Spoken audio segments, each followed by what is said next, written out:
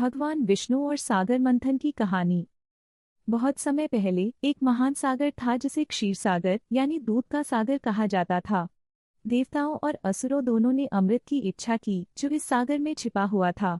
अमृत अमृतत्व का अमूल्य रस था जो उन्हें अमर बना सकता था। इसे पाने के लिए उन्होंने भगवान विष्णु से मार्गदर्शन मांगा। विष्णु ने सुझाव दिया कि उन्हें सागर को मथना चाहिए। इसके लिए मंदराचल पर्वत को मथानी की तरह और सर्प वासुकी को रस्सी की तरह उपयोग करना होगा। उन्होंने कहा कि देवता और असुर मिलकर सागर का मंथन करें और जो भी विजयी होगा उसे अमृत प्राप्त होगा।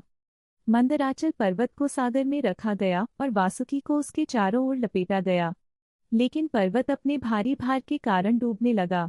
यह देखकर भगवान विष्णु ने एक विशाल कछुए का रूप धारण किया जिसे कूर्म अवतार कहते हैं और पर्वत को अपनी पीठ पर उठा लिया। देवताओं ने सर्प के एक छोर को पकड़ा और असुरों ने दूसरे छोर को पकड़ा और सागर मंथन आरंभ किया।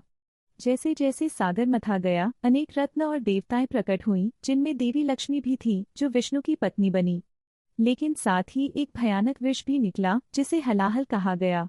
इस विष से संपूर्ण सृष्टि का नाश हो सकता था। यह देखकर भगवान शिव ने उस विष को पी लिया, लेकिन उसे अपने गले में रोक लिया जिससे उनका गला नीला हो गया और उन्हें नीलकंठ कहा जाने लगा। अंत में अमृत का कलश सागर से बाहर आया। इसे पाने के लिए देवताओं और असुरों के बीच भीषण युद्ध हुआ। तब भगवान विष्णु ने मोहिनी का रूप धारण किया जो एक अत्यंत सुंदर स्त्री का रूप था।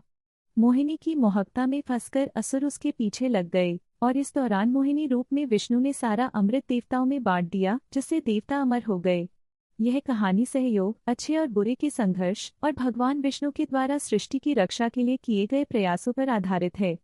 यह उन अनेक कथाओं में से एक है जहां विष्णु अलग अलग रूप धारण करके सृष्टि और प्राणियों